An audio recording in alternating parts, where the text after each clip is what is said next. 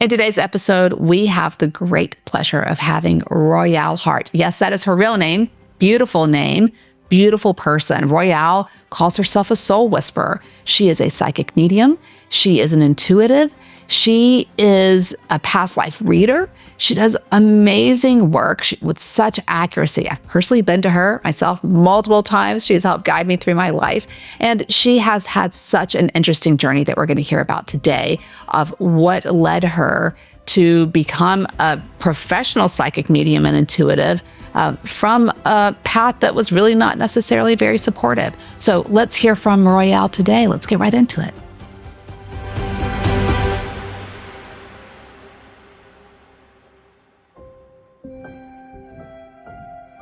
One of my favorite people in the whole world that I just met, gosh, what was it, maybe a year ago or so? So this is how we met. I'm on social media on this app, right, that I had just become introduced to, I should say, and I've gotten on there. And all of a sudden, it must have been like, based on my search, I see this person pop up saying that they're doing a live, and it was live readings. And anyone who knows me knows I love a psychic reading or mediumship kind of reading or anything that's connected to the ethers in some way, right? And so I click on it, and there's this person with this big, bold, bright energy. And I was like, oh! I felt like I recognized you right away. And then I found out that you're Lebanese and I'm Egyptian. And so I'm like, okay, we're cousins. And she doesn't know it yet, but she's about to find out. And so then I had a reading with you, and I haven't stopped bothering you since then. And so you're stuck with me now. I'm so thankful. Well, I'm telling you, you were just so spot on. And I have had so many readings in my life, but yours is so fast the way you read, and it's so specific. Like, you will tell somebody a name, or you'll say, oh, the letter J, this person, do you know somebody with the letter J? And you're so specific about things. And I was fascinated by how bold you are and kind of unapologetic you are, and the level of conviction that you have when you're doing readings for people. But also this warmth and kindness that's also wrapped in there as well. And I know that there's always a story behind how someone gets to that kind of place. Mm-hmm. That people don't normally, who are in that world of, doing readings in terms of like spirituality and psychic things and things that aren't necessarily very tangible, don't start out that way. And so as we talked a little bit more, I learned a little bit more about you, and we said, let's press pause because I want to have this recorded because other people need to hear this. And so to be honest with you, I think a lot of what you're probably going to share is going to be stuff that I'm hearing for the first time from you. And I'm really excited to talk about how religion and spirituality are showing up in our culture today, in our society today, and then your own personal story with it, which I think a lot of us, in many ways, whether you see yourself as psychic or not, really doesn't matter. But in terms of like our experiences with religion and spirituality, I think a lot of us are going to see ourselves reflected in you. And for that, I really thank you for being here today as we talk about belonging and religious deconstruction. Well, thanks for having me. And yes, it's been a journey to say the least. Yeah. As you know, my mom is, she was born and raised in Lebanon, and growing up in a Lebanese household, Lebanon is all, my family, at least, religion, everything was centered around religion. I grew up going to church every Sunday, having to do all like the sacraments, the communion and all this stuff. And then when I started this journey, my mom just looked at me and she's like, no, I don't agree with this. This is the devil's work. This is not, what the church teaches. And so it was very hard for me to come out to my family and then come onto a public platform and just say, well, I'm going to definitely be shunned. And I was, but I have to say I'm grateful that I took the step and the plunge to do it. And I'm grateful that I decided, because I would not be the person I am today or as happy as I am today if I didn't just follow my intuition and where I knew I was meant to go. So it's been a struggle for sure. And it's, I think I've been doing this now professionally. Oh gosh, maybe like full time, 4 years. I've started my journey maybe 8 years ago, but it's taken my mom probably close to 6-7 years for her to come around. And she's just started since my grandmother's passed, and the messages that I've been able to deliver to her from my grandmother, for her to be like, okay, maybe this is a thing. This is legit. She, right. Like, couldn't deny it. Yeah. Yeah. She's like, well, how do you know that? I'm like, well, Taita's telling me. She's like, what? Like, how do you know that? And so I was like, I told you this is what I do. So it fortunately took, my grandmother who raised me passing for her to really open up and be more accepting of it. But it's just been a struggle. Taita is also what I call my grandmothers. And it's just, there's something very special about that term. Although I heard that it means something very different in Spanish, by the way. Yeah, it's like slang. There's situ, which is the proper word. More formal. But Taita, she's my Taita. Like she's she's my heart. Yeah, that's what my kids call my mom too, is Taita. So it's something special. Yeah, it is special. My grandmother's Taita to her grandkids. So same. That's so sweet. That's so sweet. Yeah. So Royale, when we look back, and by the way, your birth name is Royale Heart. That is the name that you were born with. That's not some like woo-woo name that you came up with. And I think it's so special. Such a special, like what a gift, and it's royal. It really is. And you have that kind of energy about you anyway. It's like I can feel your queen ancestors coming through you, You're too kind. Thank you. I mean it. You know that I'm not that kind. I'm a double Scorpio. So when you look back, what were some of the initial messages that you remember about religion? I was really highly involved in the church. I went to, I was in youth group. I was really strongly in the church when I was in high school. I went to, they would have like these retreats where you would go away for like a week, and do these things. And so I read the Bible. I watched Joyce Meyers. If anyone that's a Christian will know what that's about, Joel Osteen, like I was all in the Kool-Aid, and I just remember them saying, especially about what I do now, like astrology is not, it's not legit. It's the devil's work. You don't see spirit. I remember being very young and seeing spirit. I remember going to church and talking to somebody and they're like, that's the devil.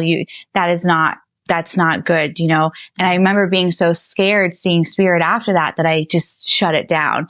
And so, when I went through this like awakening, right? And this awakening was not at a good part of my life. It was probably the lowest of the low that I'd ever been, is when my abilities opened up. And I just want to tell everybody listening, we all have abilities. You just need to open up for them. That I was at such a low point. I was going to lose my now husband. He was ready to walk away from me because I was in such a mess. And we weren't married at this time, but I was like, I cannot lose the best person that's ever come into my life. I'm in a shambles with my family. I'm in a shambles with friends. I'm doing the wrong thing. I'm drinking all the time. And I just said, something needs to give. And praying wasn't working for me. I was praying every day. And finally I got this instinctual, intuitive feeling to go turn on meditation music and go meditate. Because Josh, my husband, is very spiritual. When I met him, he's meditating. I'm like, what is that? What are you doing? And something just pushed me to go meditate. And I remember I went to YouTube, I turned on the meditation music, and I just laid on my bed. And all of a sudden, all this information just started coming to me. And I'm going to get tears. I get so emotional when I think about it. Because really, Josh was like, I'm done. I'm leaving. Our engagement's off. Like, you are self-sabotaging. And I was like, I remember just like, them telling me, you're doing the wrong thing. You are not happy because you're not on your path. And I remember just sitting there saying, like, a light bulb went off. It was like everything that I thought is not. and my whole world just kind of shifted in that moment. And I was crying, and and I remember Josh is laying on the floor and I was laying on the bed, and I get so emotional thinking of him leaving, and I got up and I said to him, and I said, I'm so sorry. I am not the person that I am proud of being. I want to be a better person. I don't know what's happening to me, but I'm getting all this information.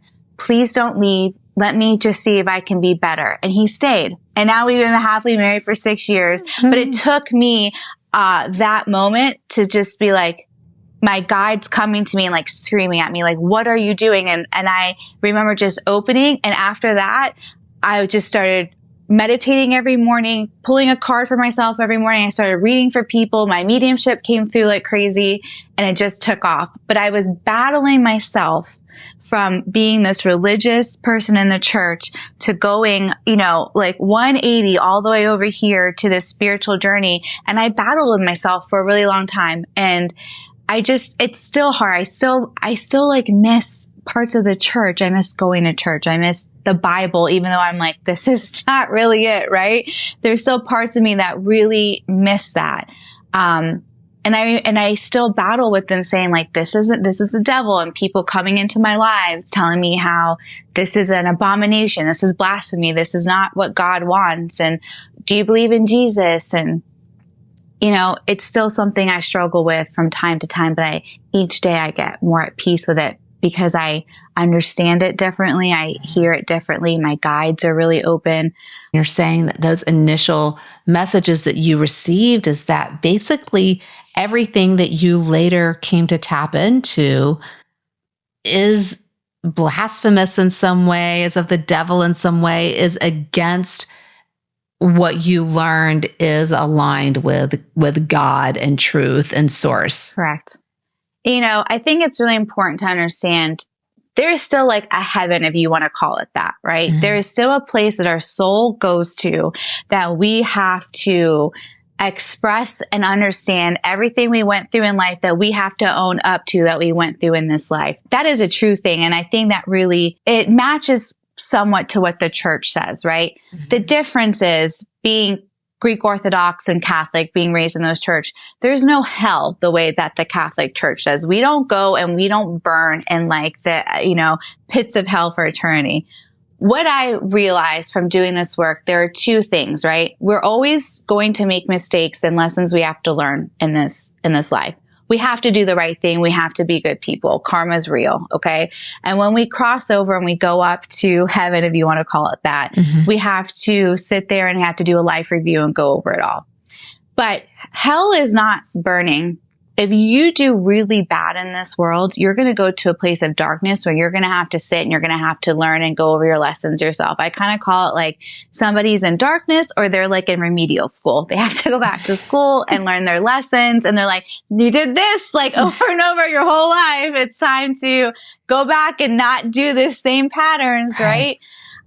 So a lot of things that the church teaches is kind of similar. It's just different. And I feel like there are a lot of things the church teaches that I've realized is just completely wrong.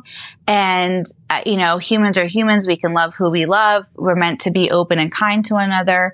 And we do. We reincarnate, which is something the church doesn't teach about either. So there's like major similarities and major differences. From where you were taught and where you are now in terms of Correct. How you experience spirituality. So when we look at religion and we look at spirituality, how do those differ for you? I think what the difference is that religion is very like, this is the way it is. It's very like black and white. Okay. There's no like gray zone. And at least that's my understanding. And with spirituality, I feel we all have different ways of it being. We are not all meant to walk the same path. It wouldn't work if we did. We're not all meant to have this similar lives and similar beliefs. We all have abilities, right? We're all here to do something to help humanity. And just because it might not look one way for you doesn't mean it won't look this way for somebody else. So the main things that I see is religion being so black and white and spirituality is more fluid. It's more, it changes, it flows. Mm-hmm. Each person's path is different. Yeah. That doesn't mean it's bad. There's not judgment in it. And Correct. I always say that you can be religious, which is a doctrine, right? Right. You can be religious without being spiritual. Sure. You can be religious and not really have connection to any kind of source energy or higher energy or whatever people want to call it. Usually in religion, it's going to be called God in some way. Right. And that doesn't, just because you have a certain level of religiosity, meaning the degree to which you abide by this doctrine, right? It doesn't mean that you are actually in your soul and in your spirit, or even in the energy with which you show up. I'm not going to say behavior wise. You might go through all the motions, but even with the energy that you show up, you might not be spiritual at all. And then there are tons of people who are highly spiritual who don't subscribe to any kind of religious doctrine at all. And then there are people who find a way to do both. But either way, a spiritual path is really, I've never thought about it like this until right now. And actually now my guides are coming in, or maybe yours are coming in and saying this, but a spirituality, really the way you describe it and having so many different paths and how it's unique to everyone, it's like a fingerprint. That spiritual path is so unique to each person. And I think most people who are spiritual, regardless of their degree of religiosity, have some degree of intuitive connection. I don't know that you can be spiritual without that intuitive connection, right? And it sounds like that's what you really tapped into. I'm wondering if you had some level of awareness of your intuition in your younger days as you were learning about religion, or if it was just in that big aha moment that it popped up for you during that meditation. Oh, no. I mean, if anybody, I think, can look back and see something that happened and was like, well, I knew better. Like intuitively, I knew I shouldn't have done that, or I shouldn't have gone that way. We all have them. There's plenty of instances, even when I was active in the church, that I was like, this doesn't feel right. I don't know about that. Or, I shouldn't be doing this. And then something really bad happens, or this doesn't feel right. Maybe I need to go the other way. Intuition is not just a spiritual moment. It's everyday life. It's guiding you in every way and every day. Right. Mm-hmm. And so people, maybe they're like, oh, listen to your gut. But sometimes they don't understand that, you walking down the street and you see somebody coming at you and you're like, oh, that doesn't feel good. Let me maybe cross over to the other side of the street, right? That's intuition. Or somebody's like, oh, somebody said this, but I don't feel like that was a right statement. That doesn't align with what I'm feeling. That's intuition. There's all these different aspects in our life that occur. That's intuition that people just need to understand. Yeah. Is it? Yeah. Intuition isn't like, oh, I'm connecting with my grandfather's grandfather. That it's not limited to that. It could be that. No. Yeah. It's every day. Like our guides are here. Like they're called guides for a reason. They're here to help guide us through life, like our everyday life, For an example, getting up in the morning. I don't like mornings. In the Army, I got up really early every day. And even though I've been out like 20 years, I'm like, I'm not a morning person. But my guide's like, you need to get your butt up. You got a lot of stuff to do. I'm like, you're right. They're guiding me to push me into the direction I need to go. They're here for everyday mundane things. You just need to listen and hear them. Mm-hmm. Can you tell us a little bit about your service in the Army, which, by the way, thank you for your service, Royale. So when I went in 2000. I am telling my age, right out of high school. And, this is before 9/11 happened. So I went in, it's a really crazy story. How I got to the recruiting station is I was actually driving into school one day and the sun was really I was in Florida. The sun was blaring on my windshield and I was going really slow and I actually ended up hitting somebody. It wasn't very hard. They didn't get hurt, but they crossed straight in front of my car and I didn't see them and I hit them. And I remember going to school and I was so upset. My friend's like, let's skip school. I'm going to take you over. I'm like, I don't know where we can go. We can't go home. My grandmother's there. She goes, don't worry. And she lived in the same neighborhood. I was like, she'll see me. She goes, don't worry. We'll go over here. She takes me to the Army recruiting station, right? Oh, shit. We hung out there for the day. And, so, me being this little 18-year-old thinking I was all, hot shit and these really cute young guys in uniform, right? I was like, ooh. So I became smitten with one of them, and she was dating one of them, and she actually signed up to go in the army. And they came to me like a month later and was like, hey, Royale, we need you to sign up. We need to make our numbers. We'll pay you $200 to just sign up, right? You don't need to go. We just need to make the numbers for the month. And back then, $200 for an 18-year-old was a lot of money. Yeah. And I was like, hell yeah, let's fucking do this, right? Yeah. So we go to the recruiting station. We're sitting there and they're like, what do you want to do? I'm like, well, what can I do? And they're like, well, you did so well on your ASVAB. You can do whatever you want. And I was like, I've always wanted to be a police officer. Cops was my favorite show growing up as a kid. I had this CD, you know, like I was like, can I be a cop? They're like, yes. And my recruiter's like, no, like that's so much security. And I was like, yes, I want to do that. I didn't know that was an option, right? So I signed up, went through all the security stuff, passed it. And I was like, I can be a police officer. So I was like, I'm going. And they're like, what? You weren't even supposed to go into the army. And I was like, I don't care. It was my guides. I swear they were lining this up for me, right? Needless to say, me leaving, my mom was like, you're not going. I'm like, you can't stop me. I'm 18. Again, we're talking about an Arab mother who was like, I will be damned if my daughter goes into the U.S. Army, right? And I was like, I'm going. I needed to get out of my house. Looking back, there was a lot of emotional, mental abuse going on. And I have a twin brother. And if you're an Arab, you know how men are compared to women in the Arab household. And that's a different story. But, so I left. I went into the army and I was Garrison MP, military police, which is just like a row cop. And then 9/11 hit. And then that totally changed. I was a 50 cal gunner, my first tour in Iraq in 2003.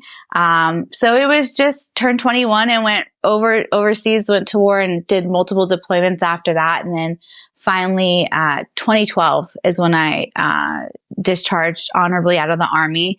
And that was my time, 12 years. I have goosebumps. Yeah. I have goosebumps hearing that. I don't regret it. I'll be honest.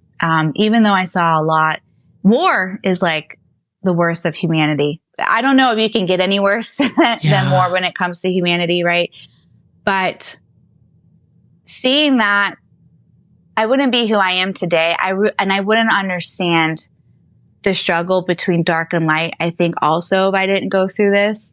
And so I'm very grateful, even though it was very hard for me in a lot of ways and seeing what I saw, but it's helped me on this journey, on the spiritual journey, being able to connect with people and seeing things clearly and being able to be a part of that, you know?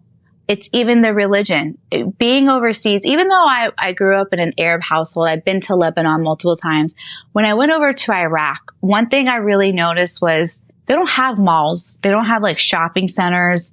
They didn't have movie theaters for kids to go to. It was like a mosque on every corner, and it was families around like religion. Like it was very religious based over there. And being Christian at that time, I was like, why can't we all just get along? Like, why does it have to be so different? You don't understand the struggles of religion when really they're kind of, it's almost like they're sheltered from Western society and how we live. You would think maybe if things were a little more open, they wouldn't be so divested in just the religious portion. And that even happens here, right, in the US. It's not just subject to that, but seeing that, it was really eye-opening. And I'll tell a real short story if I can. It was crazy. We were going on our first mission, right? Again, 21 years old. We were in Kuwait and we were going up into Baghdad. We were doing convoy escorts. That's where we had like, you know, the 50 cals and the M2s on the top of the Humvees. And we would take people that were traveling. They would fly into Kuwait and they would have to go to the bases in Iraq, and we would pull support for their convoys, right? If they got hit, we had the weaponry to like protect them. And I remember we're traveling and we're going from Kuwait up into Iraq, and I'm standing out the top of the Humvee, and then a sandstorm is coming. You can see it kind of blowing in. Mm-hmm. And I was like, what is that? Don't know. Didn't understand. Never had dealt with that before. So I didn't understand what we were coming into. And then the sandstorm hits, and I'm having to pay attention to the vehicles that are driving past us to make sure no one's coming with like, weapons or to blow us up. And I remember looking down, and I will never forget. It is imprinted in my mind forever. I see this white and red little Toyota 2-door pickup truck. And I see a man driving, and I see like 3 goat in the front, right? In the front passenger side, like, of the truck. And I'm like, oh, he's protecting his sheep or goat from the sandstorm. Understood. And then as the truck goes by, I see 4 women huddled in the back of the open pickup truck. And my heart just sank. And I was like, why aren't these women in the bed of the truck, like inside the truck instead of the sheep? And I remember just started crying. And I remember looking up at God, and I'm like, I understand animals are important, but aren't these women more important? And it kind of hit me how culturally things are so different around the world and how we see things so differently. And I remember just like praying and saying, those poor women. And there was like this little girl, I remember she was in the huddled and like with all these women around her. And you could hear her screaming because it hurts. Like the sand hurts getting hit, right? And I remember her just screaming and crying. And I was like, that's when I knew how different, depending where you're at in the world, how different things are. And it just broke me, and it put me in such a bad place mentally, emotionally. And I remember just praying, and I'm like being angry at God and being like, how could women be treated like this? And how could humans be treated like this? And it hardened me. That was a big turning point in my life also when it came to religion. I was like, that's when things started maybe like shifting for me and me questioning things a lot more. When we talk about deconstruction, more recently, there's been a term called faith deconstruction that we are hearing. Where people it's usually in relation to evangelical Christianity, where people start kind of analyzing and breaking down and kind of dissecting, the messaging there. More recently, though, what we're also hearing is religious deconstruction, which is what we're talking about, which is more generalized to any religion. Really, any kind of religious messaging from any religion that people have learned about in their upbringing. And so for you, I'm wondering about what that religious deconstruction looked like for you. It sounds like there are these little moments in time that really stand out where you're just like, I don't know about this. It doesn't sound like it was like, I know it came to a culmination when you were having that meditation, but what was kind of the lead up to that? That story right there was when the first time I actually got really mad. Yeah. At like religion and God, right? And then things that I experienced overseas that I won't talk about really made me second guess like religion, and really made me start thinking what's going on. And I came home on leave, and I got a tattoo. It was like my first tattoo, like on like an open part of my body on my arm. And I went to church, and I remember this old woman coming up to me and saying, that tattoo, you're going to hell. You just defiled your temple. And I was like, I looked at her, and I was on leave, by the way, from being overseas and being in active war. And I looked at her and I said, if I'm going to hell for a tattoo, I'm in the wrong freaking place. And I like lost my mind, and I walked I was in line for communion, and I literally turned around and walked out the church, and I didn't go back. Wow. That's when I was like, you're going to tell me I'm going to hell for a tattoo? Meanwhile, people are killing each other over nonsense. I was fucking pissed. And I was like, you can go fuck yourself. That's really how I felt. And that's what I wanted to say, Well, after you've seen these things that are still unspeakable. Right. Yeah. Right. And I was like, fuck you, and I'm done. And I literally turned around, I got out of the line for communion, and I walked out of church, and my mom's like, where are you going? And I was like, not fucking now. And I walked out, and I have not been back to church since. After that, kind of, like I said, it was like little things that just didn't add up. I was like, I don't know if I believe in this. This doesn't feel right. And there's all these contradictions in like the Old Testament and the New Testament. I'm like, why? This doesn't even make sense, right?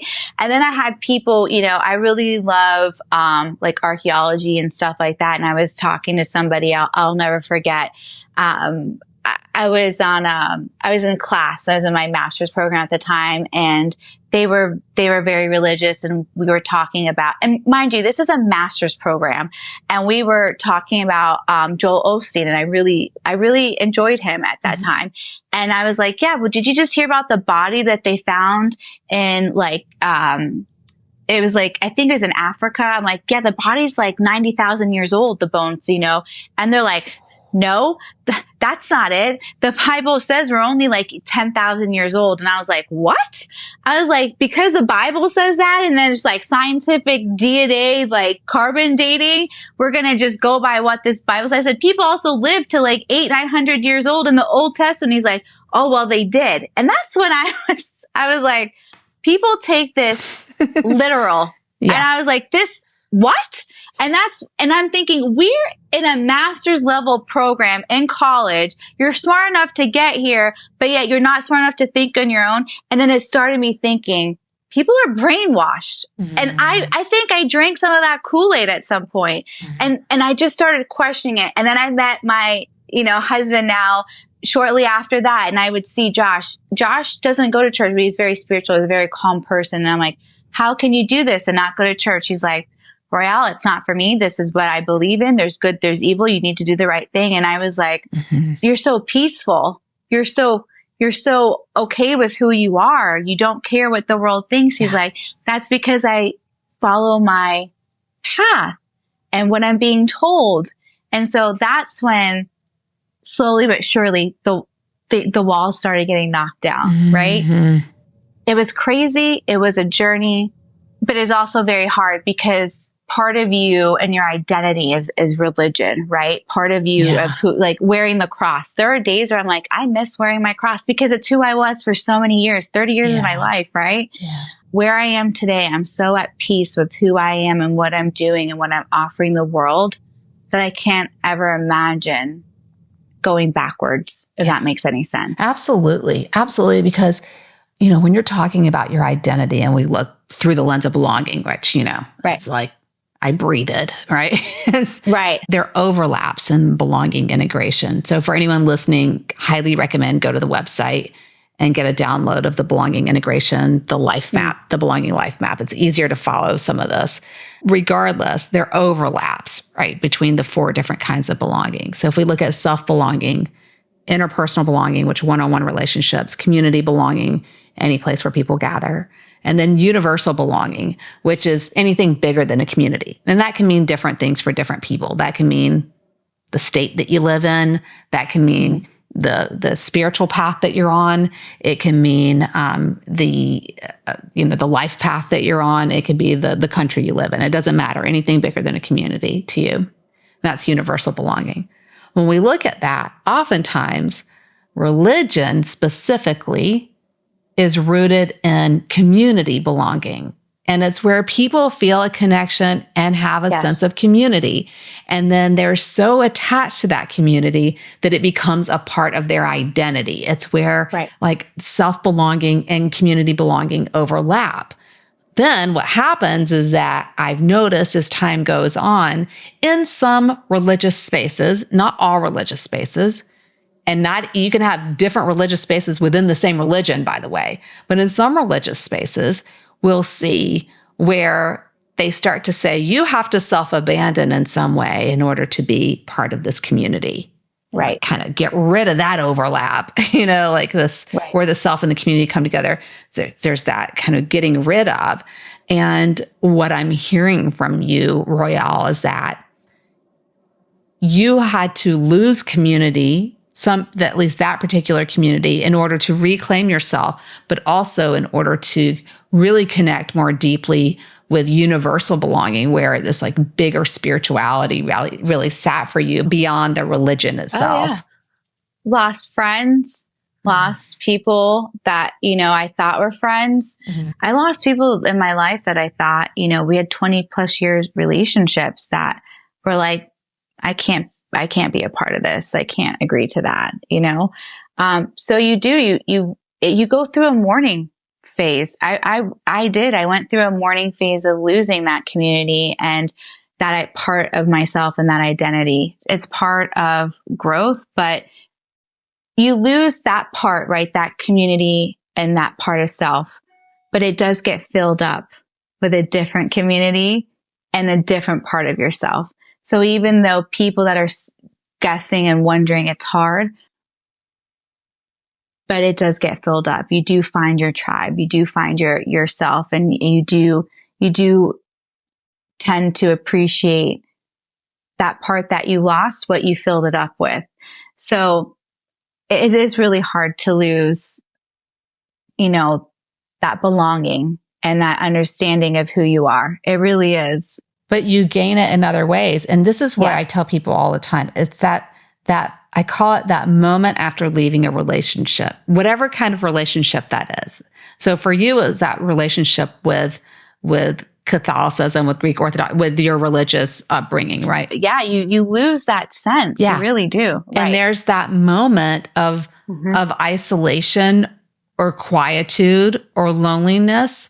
That is what makes it hard, right? But what's on the other side of that is what's so important. So if we can stop and breathe through that moment or those moments of isolation and move towards closer and closer and closer towards our own true voice, then we become connected with other people and with other relationships, whether that's through your spiritual relationships, your interpersonal relationships with yourself. And what I'm hearing specifically for you is that it became all three quite quickly. So as you're sitting there in your meditation, at risk of losing your interpersonal relationship with somebody who really does see you and really does embrace you and really does celebrate you and loves you so deeply, and you belong to one another, right?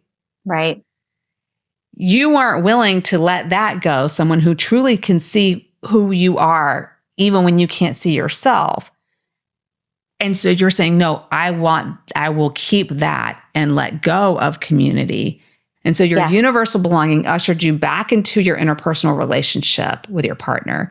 And the two of them, interpersonal and universal belonging, ushered you back to yourself. I know that seems very meta, but it's true. It's 100% true.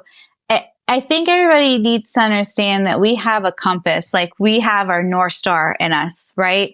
It's going to change. It should change throughout life.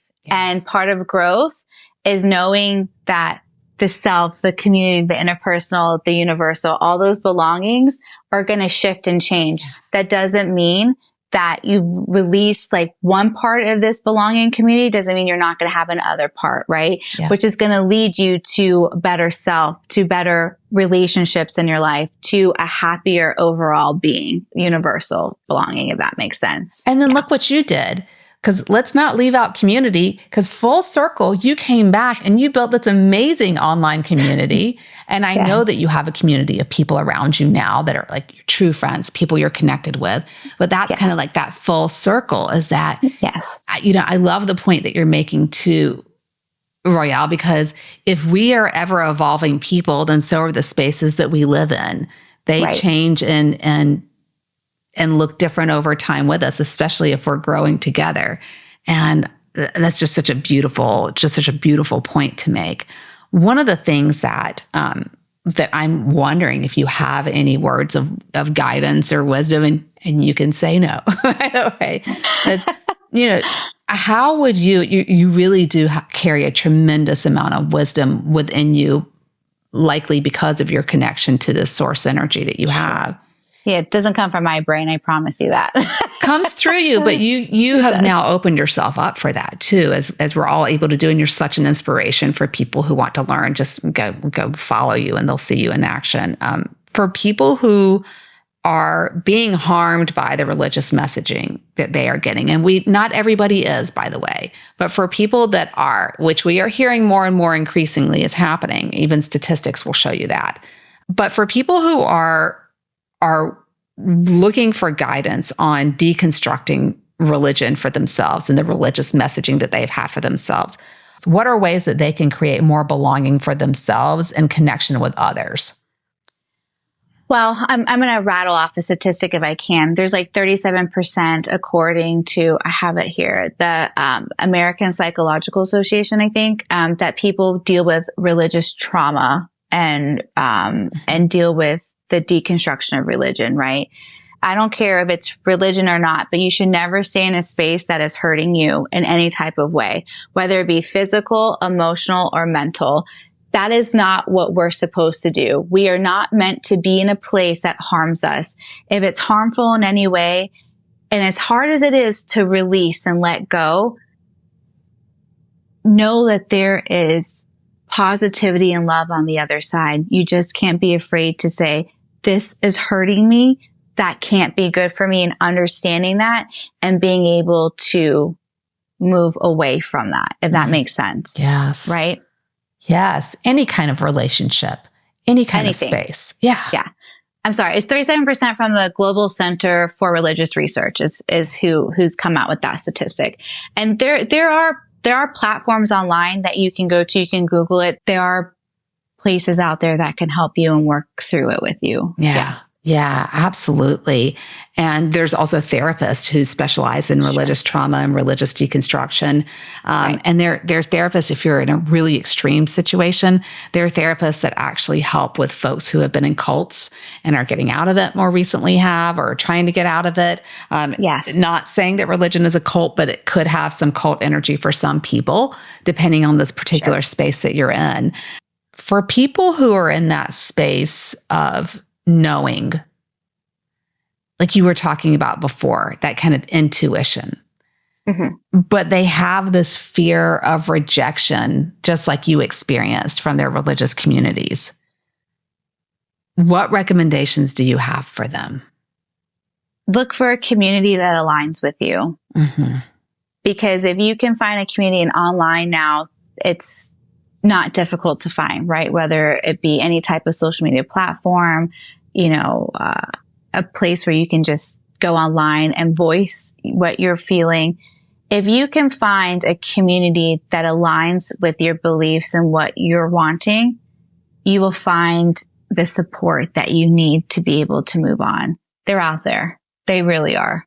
If we could move more towards thinking in terms of what lights your spirit up, instead of, do we have to talk about God specifically? Do we have to talk about the expectations of me? Do we have to talk about if I'm good or bad, right or wrong? And looking more at what lights my spirit up, whether that means like joining a hiking community, joining, if you're a foodie, joining, a supper club, for example. They have a book club, whatever. A book club, whatever it is that lights your soul up. That might be a step too. As you're talking about looking for communities, that could be it. Dr. Mariel Bouquet talks about co-healers. And as you're talking, you're making me think of this, as she talks about having people who we choose to help heal with us, like a trusted friend. So even if it's like that one person, if you can't find community, that one person like you had when you're talking about with your partner. Yeah, it doesn't have to be any type of spiritual religious base. It really doesn't. It doesn't. It just, whatever aligns with you, like you said. Yeah. Absolutely. Yeah. You'll find a community. I don't know about you. Can we talk about specific like platforms here? Yeah. Like Reddit. I don't know if you ever scroll through Reddit, but people will just go on there and they'll just vent, and you'll see all the supporting comments that people will give, or like Facebook, whatever. Just, I'm going through a hard time. You'll find a community, people will be there. So I just want people to know that there are good people out there still that will love you and support you no matter what. And complete strangers. I mean, some of my best friends, some of the people I'm closest to were complete strangers to me like a year ago, right? Yeah. You just don't know how you're going to find your tribe. If you just allow yourself that vulnerability, just that little bit, you'll really be surprised at who your higher power is, or the universe, or whatever you want to call it, will bring into your space for you. True. And there's the hashtags for a reason. You can literally put in hashtag religious trauma, as old school as that might sound. They're still there for a reason. Sure. Yes. Favorite question, Royale, what does belonging mean to you? Belonging to me means a space of safety and peace. That is as easy as I put it. If you feel safe and you feel at peace, then you belong wherever that may be for you. You belong anywhere you feel safe and at peace. Yes. And that's something that we can create for ourselves, really, when the world around us is just looking so wild. finding It's that scary. moment. Well, look at you, at everything that you have been through. And you literally just laid on a bed and went into a space, created that space with meditation music and going into that space, something you had never done before.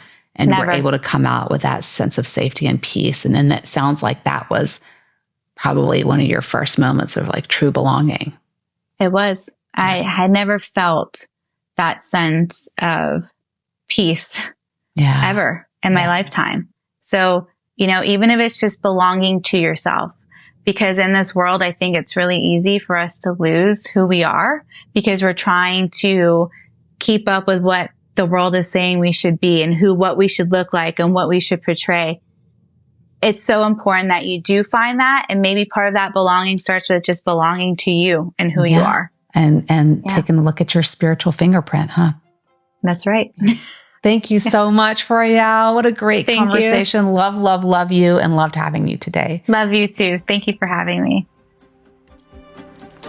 Thank you so much for joining us for today's episode. All of the show notes and links can be found on my website at drmonanour.com. That's drmonanour.com. Throughout most episodes, you'll hear me referring to the belonging model that I developed, which is represented by a belonging life map that helps you explore areas in your life where you feel more connection and areas where you might feel more isolation. And you can get a free copy of your own belonging life map on my website. Again, that's drmonanour.com. If you like the Belonging Reimagined podcast, please subscribe and consider leaving us a review. That can help more folks find us and keep more episodes coming. Until next time, I'm Dr. Mona. You're right where you belong.